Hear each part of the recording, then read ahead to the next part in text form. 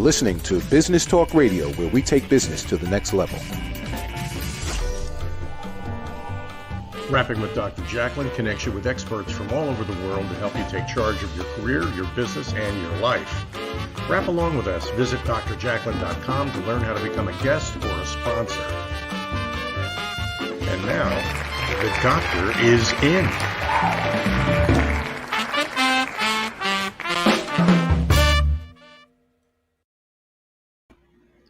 Hello, it's a beautiful Friday here on Rapping with Dr. Jacalyn. We are thrilled to have you on The Variety Show. I am your host and executive producer, Dr. Jacalyn Kerbeck, and with me today is my co-host, Lori Mendelsohn. Hello, Lori. Hello, Dr. Jacalyn and everyone listening. So good to see you, and I'm happy that we do this show on Friday nights. Isn't it fun?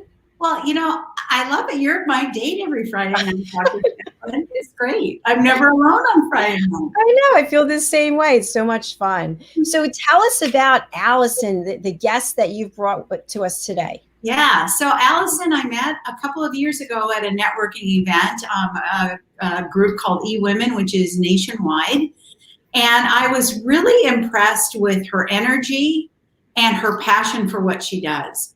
And she also has this very warm, calming, kind of maternal demeanor that really makes you feel at ease when you feel like you're speaking to your best friend when you're speaking to Jack. Excuse me, when you're speaking to Allison. Well, you are my best friend on Friday night, Jack. Oh, that's nice. That's really nice. No, I mean, she has this wonderful, calm energy. She's very bright. She has a lot to offer. She has a lot of great information to give and share. And I'm just really impressed with her, how she's growing her business. Well, I can't wait to hear more. But before we bring her out, I'm going to spotlight you. And why don't you tell us about what you do, Lori? Yes. Thank you, Dr. Jacalyn. So I am a dating coach and a matchmaker in the Milwaukee, Wisconsin area. And my specialty are people over 50 years old. I work with people who have recently gone through divorce, who have been divorced for a number of years, who have children who are out of the house now. And now they have some time and money to invest in themselves so they can better themselves and in turn, go out and meet someone fabulous for them. So that's what I love doing. And it's a great, great company. So in other words, there's no issue after 50 in meeting someone. There's still hope out there. There is so much hope. So much hope. In fact, I'm living proof of it. You know, I'm meeting some really fabulous men. And, you know, I get a lot of women who say, oh, there's no one out there. The guys say, they only want me for my money. And I say, that is not true. Look at you. You're a reflection of what's out there. So go for it. Yes. Thank you, Lori. I love that. Very inspirational. So without further ado, let's bring Allison onto the program. Hi, Allison. Hello. Yay. So excited to be here. It's like we're having a girls' party. It totally is. I was thinking, you know, as you mentioned the Friday night date, I'm like, what an amazing way to either wrap up the week or kick off the weekend, however you want to look at it. It's super fun. Yeah, definitely. And I think the other fun thing is that Lori and I know soon, Allison, we're on Clubhouse on Sundays to kick the week off, right? So we're here together, closing it out, and then separately kicking it off in Clubhouse. So Allison, tell us about what you do as a relationship and intimacy coach. Yeah, so I really focus on helping individuals in long-term committed relationships to level up the passion, play, the partnership, so that they create a relationship that never grows old, even when they do. As someone that's been divorced twice, dated a lot in my 30s, and finally created a great relationship, it just really became my mission and my purpose. Like, this is why I went through everything that I did, is to actually help people in those relationships realize that they have so much more power and opportunity to create a relationship that they love. Because if you're going to be in one, be in a great one.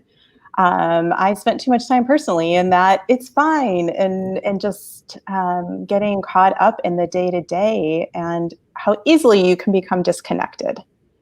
And, you know, it's a big commitment, you know, marriage or even long-term relationships. And you know, you spend so much money for the wedding and you have so much invested. And then, I just, I've learned a lot, and I really want to share that with people. Well, we're so glad that you're here today sharing your story with us. And Lori, thank you again for the introduction. Of course, my pleasure. Yeah. Allison, I was reading your bio, and I know that you come from a finance background. So I would love to know how you pivoted from being a numbers girl, so to speak, to doing something so completely different and something that is so emotionally based, whereas financials, as we know, couldn't be any less emotional. Right? You're black and white. Absolutely. Yeah, I'm still somewhat of a type A personality, and I still love geeking out on my spreadsheets, but it really was an evolution. I think I worked in corporate finance for 20 years. I thought I had a dream job. It wasn't the thing that I thought it was. And I actually just walked out. I quit and said, I'll find another job. And as I was looking for that next job, I'm like, this isn't what I want to do. So I hired a coach to help me figure out what that next step was. And as we worked together, it became pretty clear that coaching was something that I actually have unofficially been doing for decades. I was the woman where everyone would come to my office, close the door, complain, need perspective, need help, need, advice. Even people just talk to me, and that's such a gift and such an honor, but I had never really considered making it a career. So from there, it was like, okay, this would be amazing. I would love to get paid and support people in this way. And of course, the next step seemed to be leadership and executive coaching. I had been in C-level finance, and so, I spoke that language. I understood some of the challenges, what they were going through, specifically for small and medium-sized business owners that didn't have that structure around them. And so I did that for about a year, but it wasn't the thing. And quite honestly, I struggled a little bit with it. And quite honestly, one night, Austin, my partner, and I were having wine. And, the creativity that comes after a couple of wine. And it just really hit me that it actually wasn't my professional experience that was the thing. It was my personal experience that was the thing. That was my purpose. And the thing that really got me excited. And all that I had learned in my, years of personal development, coach training, like why I went through everything that I went through when it came to relationships, because I've been through just about it all. And I would always think like, I'm trying to, be such a good person, right? Like I never in a million years thought I would be not only divorced once, let alone twice. So I that was kind of the evolution from finance to coaching and to where I am now. And it's amazing. I love the fact that you shared with us that you worked with a coach, because that's so important. I did the same thing. I left my corporate job, and coaches really can help you see things that you can't see, right? Yes. Absolutely. Yeah. That's the thing, that coaching helps you create the future. Coaches help you're inside the jar in your little life, and they can read what's outside the jar.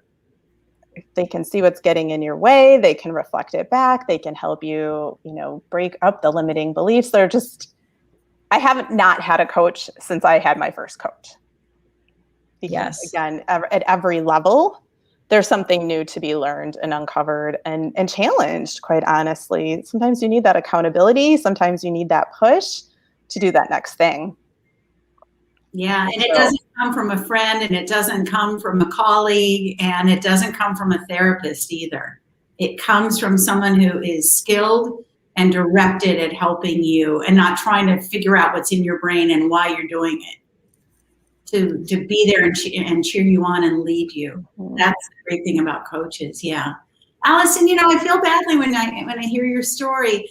I feel that there's a stigma about being married twice. And frankly, I wish that we could shed that. I wish that we could look at things in a different way, which would be, I had the experience of being married twice, and boy, did I learn from it. I came through like a trooper, and I have new tools in my toolkit of what I want, what I don't want, and what I offer and what I don't want to offer.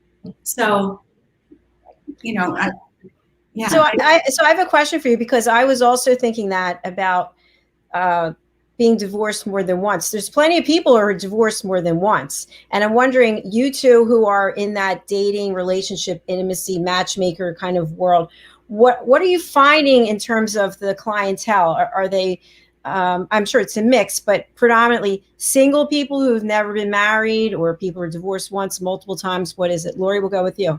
Yeah, multiple times, 2 to 3 times. Mm-hmm. Yeah. Allison, you finding the same thing? I think it's a mix. I think being divorced more than once isn't such an anomaly. I think I carry it because that's not how, no one in my family had been divorced, right? Mm-hmm. Like, I grew up in a very, very small town. And so there was a little bit of a, like, what's wrong with you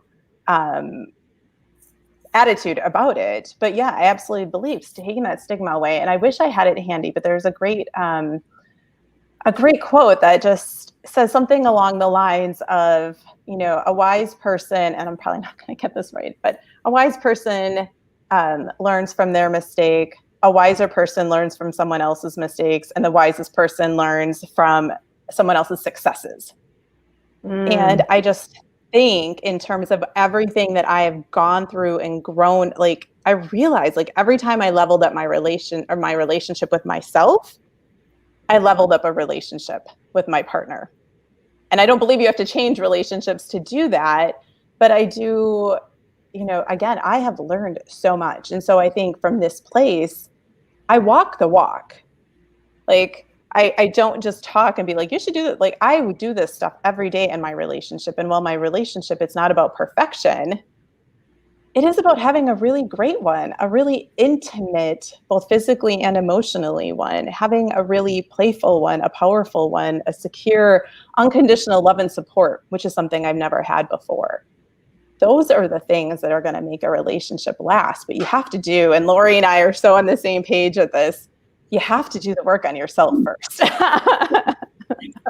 You absolutely do. I want to ask you a question, Allison, which is, what are the main challenges, blocks that you see with women in a relationship, and what are the main challenges and blocks that you see with men? Do you see repeating patterns?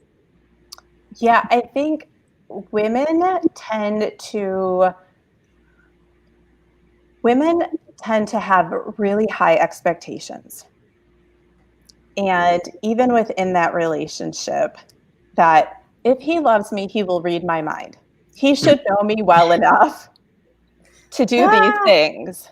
And it's like, he's like, that's not a testament to his ability to read your mind, not in direct correlation to the amount that he loves you. Now, if you ask for what you need, and it's within reason and fair and all of that, and he continually doesn't, that might be more of a reflection. But I think, yeah, we as women, I'm like, if he loves me, he would know that I need this right this minute.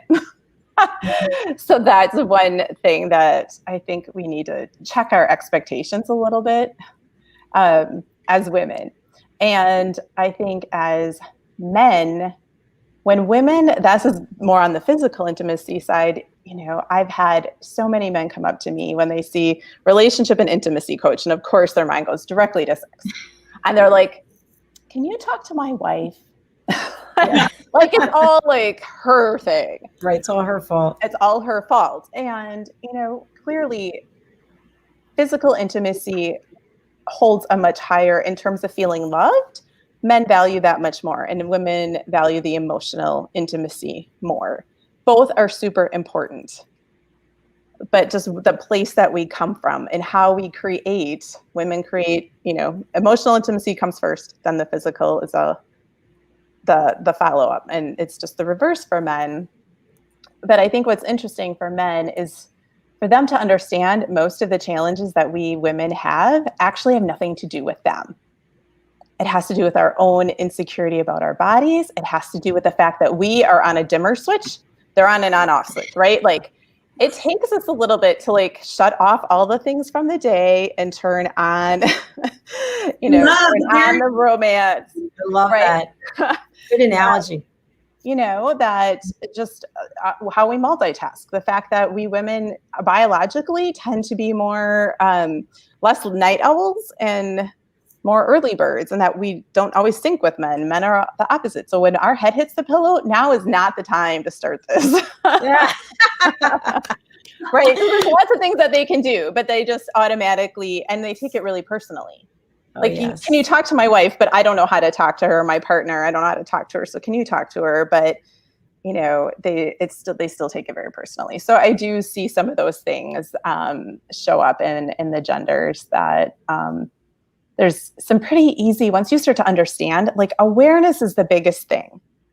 Once you can create awareness around some of these things, a lot of things can fall into place, and they actually don't have to be as hard as we think they might be to improve. Mm-hmm. Yeah. So I love the analogy. I love the insights. This is a great conversation. We're going to have to take a break and hear from our sponsors, but we'll be right back. Stay with us here on Rapping with Dr. Jacalyn, the variety show. It's actually a cool Friday night hangout.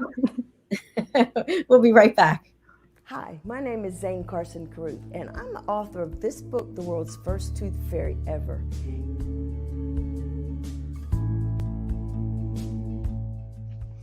Reading is magic.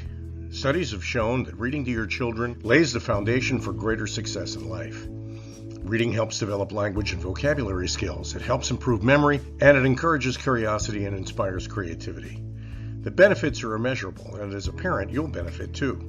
In only 10 or 15 minutes a day, you'll be creating more memories and a bonding experience that will last for years to come. So take time to read to your children. Read them books about things that engage and interest them. Tales of fairies and magic fascinate children, and as everyone knows, the Tooth Fairy is at the top of the list. If your child loves magic, wands, adventure, and what child doesn't, you'll love reading them books from the trademarked series, The World's First Tooth Fairy Ever. Follow along as Abella, the world's first tooth fairy, accidentally starts the tooth fairy tradition. Learn the tricks of being a professional tooth fairy in the book, Abella Starts a Tooth Fairy School. Your child's imagination will soar as you read the adventures of Abella and her magic wand.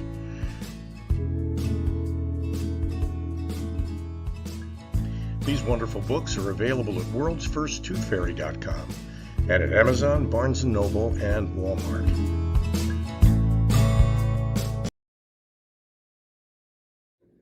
Located at 121 Haddon Avenue in Westmont, New Jersey, is Margie Cedrone, artisan jeweler. Margie's been in business for more than 30 years.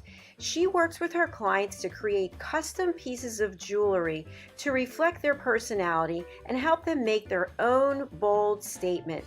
Starting in the renowned Jewelers Row in Center City, Philadelphia in 1988, Margie works directly with her clients to develop one-of-a-kind pieces such as necklaces, engagement rings, wedding bands, unique watches and tennis bracelets, as well as a myriad of rings and earrings for everyone in your family.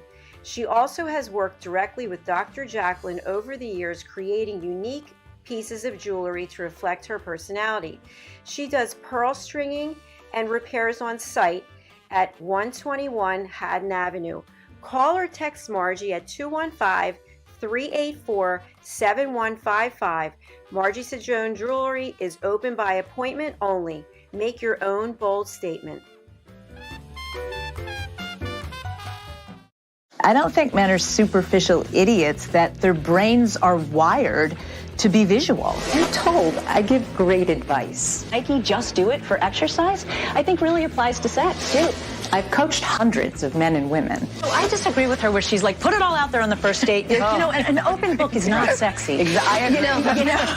Do you have relationship questions? Chances are one of my clients or myself or my friends have gone through the same thing, and I already made a video about it. So I invite you to check out my YouTube channel, Donna Barnes. I've made hundreds of advice videos based on real-life experiences so that you can make better choices. In my upcoming Breakup Recovery Action Plan, there's going to be checklists and quizzes. Best information that I've ever experienced or acquired. If you're stuck and can't move forward or let go, my action plan is built to help you. Subscribe to my channel.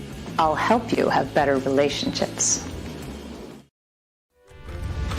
Ladies and gentlemen, here it is, the most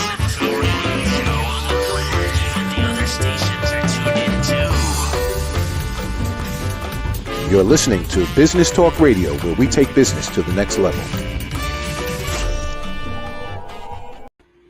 It's Friday night, ladies happy hour here on Rapping with Dr. Jacalyn. We don't have any beverages, but you have it. I love it. That's great. So I'm here with my co-hosts, Lori, and our guest, Allison, and we're having a great conversation about the dimmer switch and the on and off light switch. So tell us a little bit more about that, Allison, for people just joining. Yeah, I think when it comes to the differences in men and women, when it comes to perceived, ready for sex, that, men just get frustrated and then women get frustrated that, this is, personally, right? We get into bed and us women and we're like, our minds have been going all day long and we are multitaskers by nature. And so it just takes a while for things to slowly shut down. And by the time they shut down, then, your partner's like, let's turn it back on. And you're like, wait, right, they're trying to turn it on before we've shut all the other things off. Like they can, men have a tendency to be like, I'm over here and I'm here. And it's an instantaneous shift. And, just to understand and respect those differences, and that not that it's always on the man. Like the woman has a responsibility as well to understand that about herself and even start to think ahead of time. How can I start shutting things down? How can I start putting myself in a better frame to, be able to crawl into bed and have a little bit of fun. But that for men to understand that difference as well, that they can take some initiative to really help us. And it might be helping with chores. It might be like, hey, let me do the dishes tonight. It might be a shoulder rub, but it's probably not so effective to wait till the lights are off and our head has hit the pillow and we are out and then their switch goes on. Which happens, they just need those reminders. We all need reminders in our relationships. That's one big thing, is that just to constantly remind dimmer switch, not on off. Do you ladies think that electricians have this issue? I think that's a really valid point, Allison. So I'm hoping that if there are any men out there listening, that, that makes sense. We're not ready to go when it's time to go to sleep. That's like the exact opposite, right? Right. And I feel bad. I'm sorry, guys. I wish it was different. I wish that it was that easy. But it's just not how we're wired. And rather than fighting how we're wired, acknowledge how we're wired, and we're wired differently, and work with it and say, if I really want the thing that I want, what do I have to do to go get it? And if that means a shoulder rub, if that means helping with the chores or putting the kids to bed a little bit, so they get to bed a little earlier so that we have some, quiet time on the couch before we get into bed, and, just sending some flirty texts. Like there's so many little things that can be done. But again, I go back to those handful of men, I don't want to stereotype, but that are like, can you talk to my wife? And it's like, well, if you want this, if this is the thing that's really important to you, what are you willing to do to go after and get it? Rather than making it all her problem. Yeah. So. Or just how about changing the time of day that you're doing that activity? Hopefully everyone is refreshed in the morning. Yes. So, and no one is tired yet, so no one has an excuse. Zoe, I have a comment / question. So we see all these movies or TV shows like since the beginning of time, and the people are in the bed together and then they start kissing. I'm like, really? I mean, you didn't brush your teeth or anything? Seriously? I'm not buying it. I don't know. What do you? Okay. Have you ladies watched the series Outlander? No. Okay. Right. So it is fabulous. And there's a lot of sex in this series. And it's very visual. So ladies, if you want a little soft, Great series to watch. But actually, ironically, Austin and I were watching it last week, and it's so interesting because even in those TV shows, they give the perception that the switch is on and this whole thing from start to finish lasts like 3 minutes. And I'm like, not that. Like, that ain't true. Don't do that. Because TV really does give you a perception of like, this is how it goes, how much we take that even as adults. But then a little bit later in the show, he was, the main character was talking all romantic and how much he would do anything to take care of her and how much he loved her. I'm like, do that you can do. Do this, not this. Yes. So I keep going back to this phrase that I know that to get, and this is for single men and women, to get a woman in bed, you have to get in her head. And I think that we need to extend that to, we need to get into her heart. And Allison, I love that you say, help with the chores. There are 100 things that women do, as there are 100 things that men do. But the immediate needs are generally coming home, cooking, feeding, cleaning up, getting the lunches ready for the next day, that type of thing. How great would it be if I put it on both people. I think it's important that women speak up and say, babe, I really would love help with the dishes tonight. Can you do that for me? The guy in turn would say, yeah, I'd be happy to. And then he's going to realize that he's probably more than likely going to see a return on his investment. So, It goes back to financial planning, it sounds like. It really is. But, Allison, I also want to ask you about the 5 love languages because, the thing that stands out in my mind is these guys saying, can you talk to my wife? Don't you want to hold up your hands and say, I can't, but you can. And let me teach you how. And let me teach you the love languages so you can speak to her love language so she hears it, you're happy, everybody's happy, and it all works out. Do you work with the 5 love languages? I love the 5 love languages. They are a game changer. And here's the crazy, the quiz, if you aren't familiar, it's just a 15-minute, maybe free quiz. Go to 5lovelanguages.com. Take the quiz because it's so powerful. There's obviously words of affirmation, quality time, acts of service. Now that I'm put on the spot, acts of service, gifts, and did you get gifts?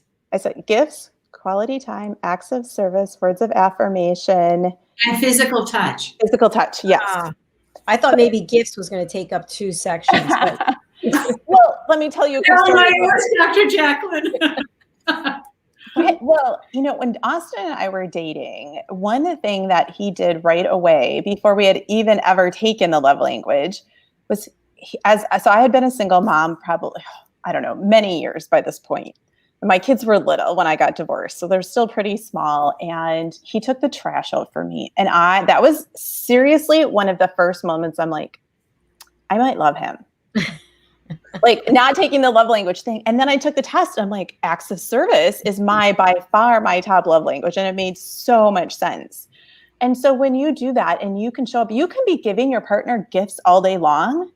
And if that's not his or her love language, it doesn't matter to them. And then it goes unappreciated because they don't see the value in it. So you're putting all this effort, this money, whatever it might be into that, maybe because that is your love language. Most likely because that's your love language. But if that's not theirs, it's not having the impact. Mm-hmm. So then you drive yourself crazy going like, well, I'd buy you all these gifts. Why isn't it good enough? Why isn't it enough? And it's like, you know what? All you had to do was hold her hand because affection is the thing that mattered. So you can simplify. That is and I've talked both men and women. So men even get it. Once you take it, men know their love languages. And they, that matters to them just as much to the women. Once they've taken it, they get it. Yeah. How many men have not said physical touch is their number one? I think, it's pretty all over the board other than gifts. Gifts for men just don't seem to be the thing. But I think truly in a love language, and I think that's just one place we tend to stereotype that the physical touch is always the most important thing, i.e. sex. And I think that's an important part of a intimate relationship, but it's not necessarily the way that they always receive love. Mm-hmm. You know, I think it's interesting when you talk about the physical touch. As a woman, you know, I like to be touched, but that doesn't mean like if you're going to give the shoulder massage, you go from there right down. You know what I mean? Like that's like, no. It's like 2 minutes. Yeah, 2 minutes. And then we're going south. It's like, no, no, it's not. It's not. That is like, yeah, the worst is when, you know, you're laying in bed and that's like their signal is like the grab from behind, like it's time. Right. So true. I'm wondering, Allison, and maybe Lori, I don't know if you've had this as a coach, but do you ever coach couples together? You know, they're seeking relationship advice, intimacy advice. Lori, do you want to answer? I don't. No, I don't coach couples. No, strictly singles. Yeah. Okay. Yeah. Makes sense. And I actually do too. I actually only coach individuals. And the reason, there's a really specific reason for that. And that is because I want them to be able to see themselves without judgment from their partner. So as someone that's been divorced and has gone through therapy, and therapy is different. So I just want to like do one qualifying thing that sometimes will help people understand the difference between therapy and coaching, because sometimes I feel like there's confusion. Therapy heals the past. Coaching creates the future. And so there's a time and place for both, for, you know, different people, different times. You might be even in the same thing at the same time, needing both. But, you know, I'm helping couples move by working with an individual, helping them move forward. But when I sat in that chair in a therapy, like, and, you know, especially for my second marriage, we got along fine. The marriage wasn't great. It was fine, which was part of the problem. But I still wanted that therapist to tell me I was right and he was wrong. And that's not a healthy way to be. And so, you know, I think there's a gift in just having that one person and having a safe space to just put it all out there and not walk away. Like the therapy office is a safe space until you leave it. And then all the things that you thought you said in a safe space come up. And so by working with an individual, I really can help empower them to have the conversation directly. I can be that safe place for them to vent about all the things. And then I can reflect, hey, maybe that's you, without the shame or embarrassment of, you know, then the partner being able to see, yep, the therapist said it was you. So just having that different perspective and really helping them be the hero in the relationship and being able to create it according to their wants, needs, and desires. A lot of value in there. Thank you. Yes, absolutely. Yeah. And question. What is your? Oh, I'm sorry, Dr. Ship. No, go ahead, please. Railroading here. Sorry about that. So, Allison, what has been your biggest challenge with an individual client? I think, you know, part of this is on me as well. And really, one thing, you know, someone's like, who's your ideal client? And it's really understanding. It's really someone that is willing to look at themselves first, i.e., I'm going to be really blunt, not be a victim, and willing to go after what they want. So there's like that internal, like you have to be ready to pull apart the pieces. And so I think the challenge is, you know, working with somebody that isn't quite at that space to be able to own their own, you know, it's his fault. It's, you know, that's been my most challenging client. It has been a woman that just always wanted to blame and wasn't willing to say, like, I had a part in this. And, you know, that's just like, it takes two. It just really does. And just because you take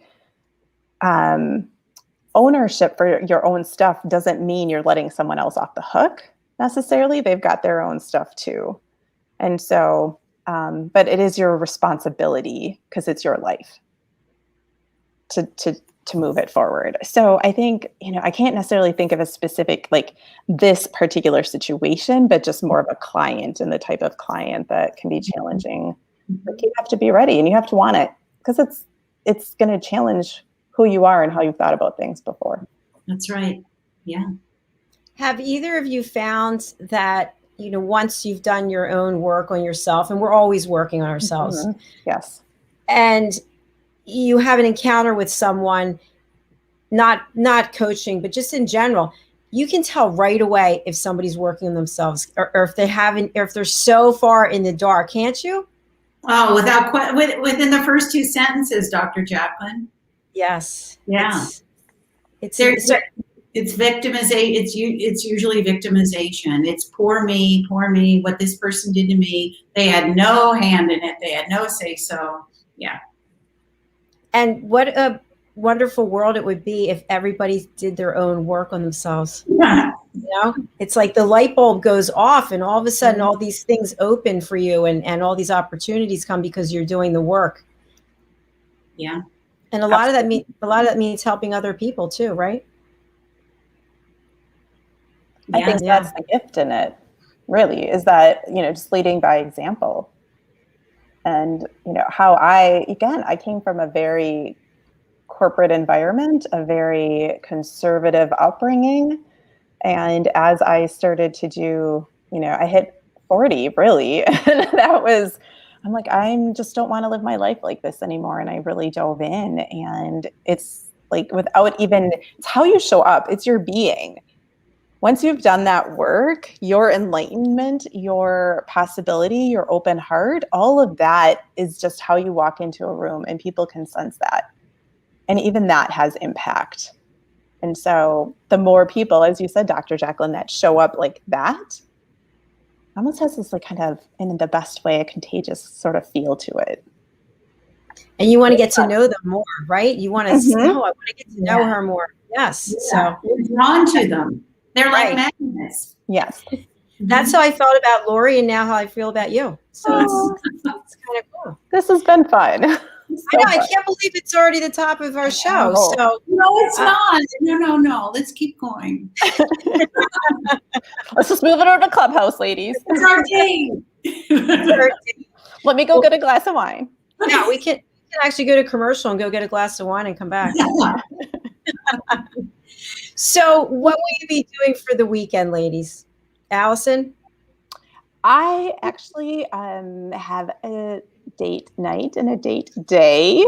We have no children, so we have a blended family. So there are 5 kids in our house. And so this weekend, they all happen to be with their respective parents. And so we really value these rare weekends. And so we have a double date tonight with another couple. And then tomorrow's kind of just winging it. But that's the beauty. When we have kids, our lives are so structured. So just knowing that we're going to spend the day together, but we're just going to let it flow.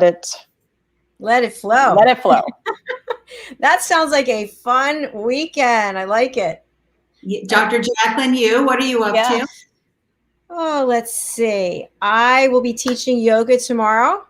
And then, as I mentioned, I'm meeting with Ecom Dave to find out how to open a store on Amazon. That's going to be fun. Mm-hmm. And I'll work out on my trampoline. I broke one of the springs. I was trying to figure out, does that mean I'm too heavy, or what does that mean actually? So but that's it. And then Sunday I work all day. I get my website up with all the new shows and build the studio out. So I work about 6 hours on Sundays, but I like it. So, good. And I might get outside. That would be fun. Lori, how about you? I have a date tomorrow. Do tell. Mm-hmm. Well, I'm going to withhold. All right, because yes, that's smart. I'm going to withhold. Yes. I'm very excited about meeting this gentleman. I refer to him as the man that my parents warned me about. So Allison has helped coach me to go out of my lane. And so okay. And Allison and my friend Jacalyn and I are having brunch together on Sunday. So we're going to have more girl love going on Sunday. Yeah. So nice. I'm happy for you both. That's great.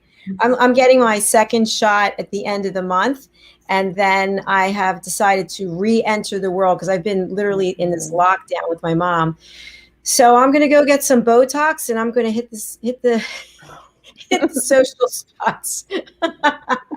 Dr. Jacalyn, please give yourself some time, prepare some time if you have reaction to the second vaccine, because we briefly talked about this last week.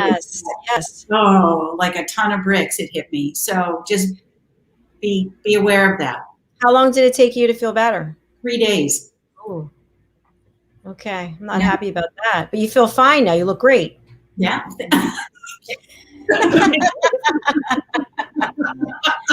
How bad were the 3 days on a scale of 1 to 10? Like, how sick were you? The first day was 8. Oh, Then probably 7, and then 5.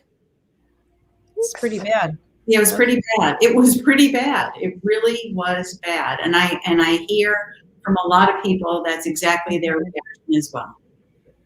So. All right, I got that to look forward to. That's exciting. And the best news is my mom is having her second one the next day, so the two of us can just be in it together. All right, Allison, what is the best way for people to get in touch with you, and what are all the services that you provide? The best way to get in touch with me is just find me on my website, forloveofyou.com. You can reach me there. You can schedule email. You can, so you can email me there. You can set up a time to just have a get acquainted call, learn a little bit more about each other. I do one-on-one private coaching. I have small group coaching. I've got a couple courses, which you can find there as well. There's like a short 5-day quick masterclass, create more in your relationship. Reignite your relationship is another course. And I'm really excited to share, I just launched on Thursday, a text. You can sign up for my texting community at 262-393-3615. And you text me, and then I text you Monday through Friday, one little tip, trick, inspiration, perspective, a little pocket coaching on how to level up your relationship. Allison, give us the number again, please, slowly. 262-393-3615. And you can text me there too. So I text you, but if you want to have a conversation, you need some support, you can text me at that number as well. That's great. Thank you. And I hope you have a fabulous weekend. It sounds really wonderful. And then you're closing it out with Lori. That's fabulous. I know. It really is a great weekend. Super fun. Lori, let's hear from you. What's the best way that people can reach you, and where are all the places we can find you, including Clubhouse? Okay. Well, we'll start with Clubhouse first. So I am #matchmaker_Lori. I do a weekly show, 9 a.m. Central Standard Time, called Single Over 50. It's an inside job, and I have a great new panelist who has national acclaim. So he's coming on the show on Sunday to add more value. I am on LinkedIn under Lori Mendelsohn. I am at smartfunnysingle.com for matchmaking and dating. Facebook, Lori Mendelsohn, Smart Funny Single on both Instagram and Facebook for the business side of it. Dating coaching, matchmaking, get in now because it's going to be wild when COVID opens up. I have a new addition to the website, which is I started a date base, and it's a quick form to fill out if you would like to become the to get in the pool of single people who will be available to date some of the clients that I have. So it's date base. Love that. I love that. That's excellent. But do me a favor, do not try to contact Lori. Is it tomorrow? Because she will be busy on a date. Okay. Till Sunday. Thank you both so much for being here. Appreciate it. Lori, I'll look forward to seeing you. I'm going to try to drop into your Clubhouse room. I'm teaching yoga at 10 and you're at 9, right? You're at 10. Yeah. Okay, cool. Yeah. All right. And thank you, Allison. I'll see you both backstage in a moment. Thank you. Go get a drink. Okay. Thank you, everyone, for being here. It's been a fun Friday. We had 4 shows today. And I just want to close out reminding you that if you are a coach, a consultant, or a trusted advisor, we want to hear from you. Rapping with Dr. Jacalyn presents A Better You. What is A Better You? A Better You is several things. It's a platform for the best coaches, consultants, and trusted advisors to do a 15-minute presentation. The presentation will be timed, and it is a lesson. So you can teach us something, and then we will ask you to put together 5 questions to make a quiz, and then we will put it up on A Better You University, where it will become available for sale to the general public. We also are working on A Better You Symposium and Trade Show.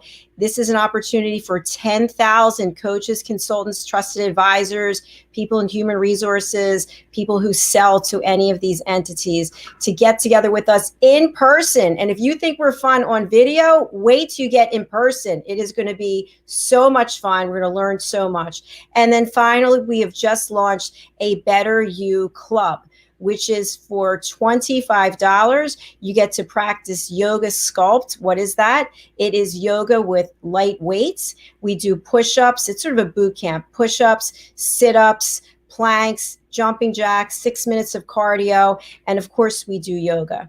And then that's every weekend, Saturday and Sunday, 10 o'clock a.m. And also Sunday, Tuesday, and Thursday, a 15-minute guided meditation at 8 p.m. with Voila, yours truly. And on Sundays, I send out a motivational video with tips and tricks to be a better you.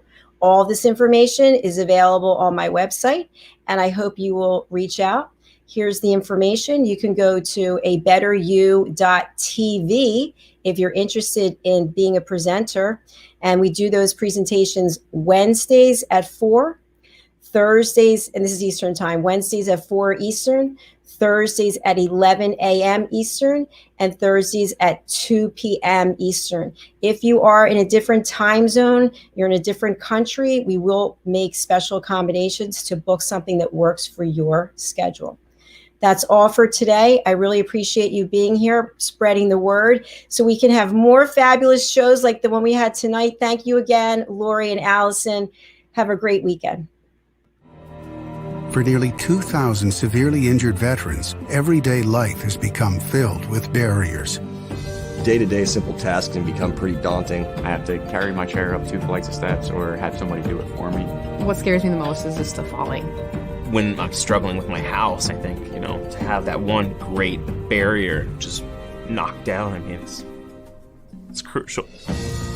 Home for Our Troops is a wonderful nonprofit that builds a mortgage-free, fully adaptive, handicap-accessible house. And there's no catch. It'll be our very first home that we've ever owned. This is a game changer. This is where your life begins again. We need you to join us in completing this important mission. Please visit hfotusa.org and help build homes and rebuild lives. Because of you, everything's going to be okay.